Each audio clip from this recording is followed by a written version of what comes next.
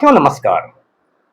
पटना बिहार से मैं Amitabh Kumar Das, IPS 94 batch, और आप देख रहे हैं मेरा अपना यूट्यूब चैनल दास बोले बिंदास। क्योंकि जब बुजदिलों ने मुंह में दही जमा लिया हो तो दास का बिंदास बोलना जरूरी हो जाता है। साथियों, खबर यह है कि एक ढोंगी महाराज 12 बरस तक जेल में चक्की पीसने के बाद बाहर आ गया है। इस खूनी बाबा का नाम है संत रामपाल, और ये वीडियो आप आखिर तक दिल थाम कर देखिए। साथियों, कहानी शुरू से शुरू करते हैं। संत रामपाल का जन्म हरियाणा के सोनीपत जिले में हुआ था, और इसका पूरा नाम था रामपाल सिंह जटाइन। इसने इंजीनियरिंग की पढ़ाई की, डिप्लोमा लिया, और उसके बाद हरियाणा के सिंचाई विभाग में यानी इरिगेशन डिपार्टमेंट में इसने 18 साल नौकरी की। इसी बीच क्या हुआ, नौकरी के दौरान ही इसका परिचय हो गया एक बाबा से जिसका नाम था रामदेवानंद। तो ये रामदेवानंद का चेला बन गया, शागिर्द बन गया रामपाल। उसके बाद 1994 के आसपास 94 में रामदेवानंद ने रामपाल को अपना उत्तराधिकारी घोषित कर दिया, सक्सेसर घोषित कर दिया। मतलब उस्ताद ने कहा कि मेरे जाने के बाद शागिर्द ही सब देखेगा।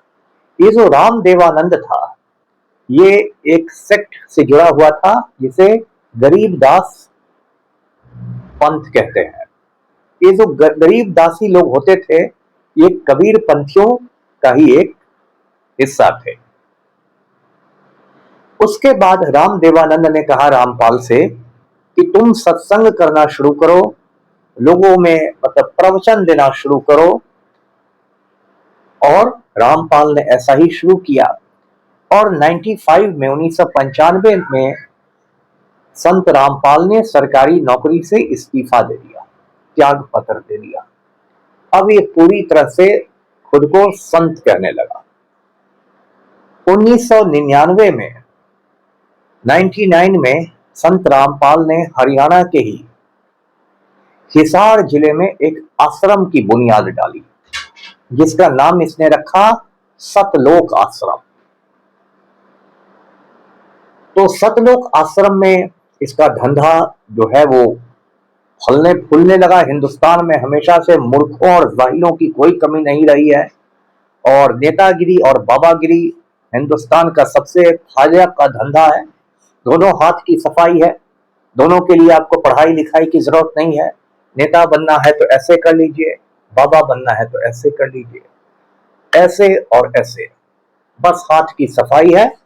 और यहाँ हर एरा गैरा नथु खैरा हिंदुस्तान में या तो नेता बन जाता है और बाबा बन जाता है, और मूर्खों और जाहिलों की वजह से तरक्की भी कर जाता है। तो सतलोक आश्रम में भी इसके हजारों चेले चपाटी पहुंचने लगे, और वहां ये आध्यात्म की गंगा बहाने लगा। 2006 में ऐसा हुआ कि संत रामपाल ने सत्यार्थ प्रकाश के कुछ हिस्सों पर एतराज किया और कहा कि ये तो गलत बात लिखी हुई है। अब आप कहेंगे कि ये सत्यार्थ प्रकाश क्या है? तो सत्यार्थ प्रकाश जो है वो आर्य समाज का सबसे पवित्र, सबसे मुकद्दस ग्रंथ है। आर्य समाज की स्थापना स्वामी दयानंद सरस्वती ने की थी। उनका असली नाम था मूल शंकर तिवारी। सन्यासी बनने के बाद उनका नाम हो गया दयानंद सरस्वती। उन्होंने आर्य समाज की बुनियाद डाली, और उन्होंने कहा कि बाकी सारे धर्म ग्रंथ जो हैं हिंदुओं के, वो बकवास हैं। सिर्फ वेदों की बात हिंदुओं को माननी चाहिए। आप जानते हैं 4 वेद हैं हिंदुओं के, तो सिर्फ वेदों की बात माननी चाहिए। और उन्होंने नारा दिया कि वेदों की ओर वापस लौटो, बैक टू द वेदास। और स्वामी दयानंद सरस्वती ने एक किताब लिखी, सत्यार्थ प्रकाश, मतलब सच के लिए, सच्चाई के लिए रोशनी। तो रामपाल ने कहा कि सत्यार्थ प्रकाश के कुछ हिस्से जो हैं उसमें तो गलत बातें लिखी हुई। इस पर आर्य समाजी लोग काफी नाराज हो गए। हरियाणा में आर्य समाज के मानने वालों की तादाद भी अच्छी खासी है। नाराजगी ऐसी बढ़ी कि रामपाल के चेलों और आर्य समाजियों के बीच झड़प हो गई, मारपीट की नौबत आ गई और उस झड़प में एक आर्य समाजी की मौत भी हो गई। उसके बाद कत्ल का मुकदमा चला और पुलिस ने रामपाल को जेल में बंद कर दिया। 21 महीने तक रामपाल जेल में रहा। 21 महीने बाद वो जमानत पर आया। फिर उसने अपना धंधा चालू कर दिया। सतलोक आश्रम में अध्यात्म की गंगा बहाने लगा। इसी तरह कुछ साल बीतते गए। 2014 तक आते आते क्या हुआ कि वही जो केस था आर्य समाजी के कत्ल वाला केस, उसकी सुनवाई शुरू हो चुकी थी कोर्ट में। पुलिस ने चार्जशीट कर दिया था रामपाल के खिलाफ, आरोप पत्र डाल दिया था, सुनवाई शुरू हो गई थी अदालत में। अदालत से बार बार रामपाल को हाजिर होने के लिए कहा जा रहा था, लेकिन रामपाल तो मगन था अपनी दुनिया में। अंत में अदालत नाराज होकर अदालत ने इसके खिलाफ वारंट जारी कर दिया और पुलिस को हुक्म दिया कि रामपाल को गिरफ्तार करके लाया जाए। तो 2014 में पुलिस चली गई काफी बड़ी तादाद में सतलोक आश्रम में रामपाल को गिरफ्तार करने के लिए। अब वहां रामपाल के हजारों चेले चपाटी, हजारों शागिर्द पहले से मौजूद थे। उन्होंने कहा कि पुलिस हमारे गुरु को कैसे गिरफ्तार करेगी, हमारे जो भगवान जैसे हैं, तत्वदर्शी हैं, उनको कैसे अरेस्ट करेगी पुलिस। तो रामपाल के चेलों ने पुलिस पर पत्थर फेंकने शुरू कर दिए, आगजनी शुरू कर दी और पूरी मतलब हिंसा शुरू हो गई, वायलेंस शुरू हो गया। उसके बाद पुलिस को भी आंसू गैस के गोले चलाने पड़े, टीयर गैस फायरिंग करनी पड़ी और काफी मशक्कत के बाद रामपाल की गिरफ्तारी हुई। लेकिन उस वायलेंस में 5 औरतों की जान चली गई और एक छोटे बच्चे की जान चली गई, मतलब कुल 6 मौतें हो गई। इसके बाद जो हरियाणा सरकार थी वो काफी खफा हो गई रामपाल से। रामपाल पर मर्डर का केस लगाया गया और सेडिशन का भी मामला चला, यानी राजद्रोह का। अब तो हिंदुस्तान के कानून में सेडिशन खत्म हो गया है, लेकिन 2014 में सेडिशन कानून था राजद्रोह का, जिसकी धारा बहुत सख्त हुआ करती थी। तो ये रामपाल चला गया, कहां चला गया? हिसार जेल में बंद हो गया। उसके बाद इस केस की भी सुनवाई शुरू हुई और 2018 में रामपाल को उम्र कैद की सजा सुनाई गई, आजीवन कारावास की, यानी लाइफ सेंटेंस दिया गया। ऐसे 2025 आते आते हाई कोर्ट ने इस केस को सस्पेंड कर दिया, इस सजा को सस्पेंड कर दिया। उम्र कैद की जो सजा थी उसको निलंबित कर दिया, मतलब एक तरह से उस पर रोक लगा दी। अभी 1-2 रोज पहले क्या हुआ है कि पंजाब हरियाणा हाई कोर्ट ने रामपाल को जमानत दे दी। हाई कोर्ट ने 2-3 वजहें बताई कि हमने क्यों बेल दिया रामपाल को।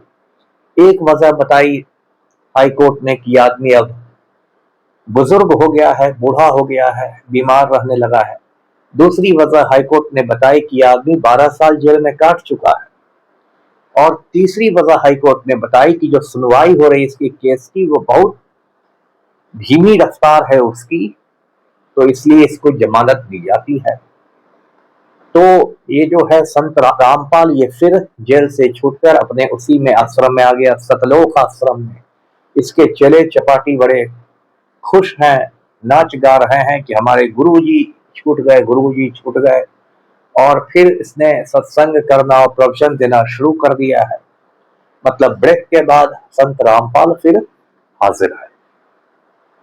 साथियों, मैंने पहले कहा हिंदुस्तान में इस तरह के जो बाबा लोग हैं कुकुर मुत्तों की तरह उगाए हैं और इन बाबाओं के कुकर्मों की कोई मतलब अंत नहीं है कुकर्मों का।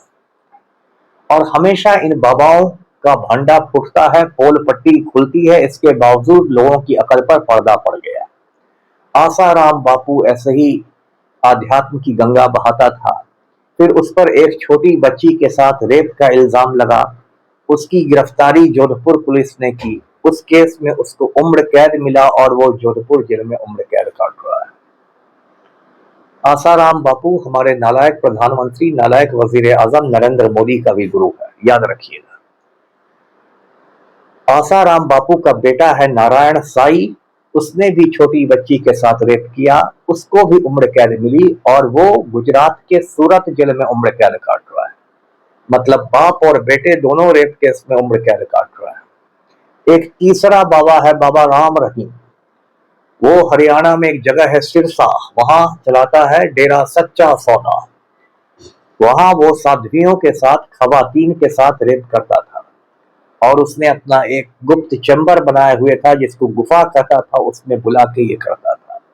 बाबा राम रहीम हरियाणा के रोहतक जेल में 20 साल की सजा काट रहा है 2 साध्वियों का रेप करने के लिए।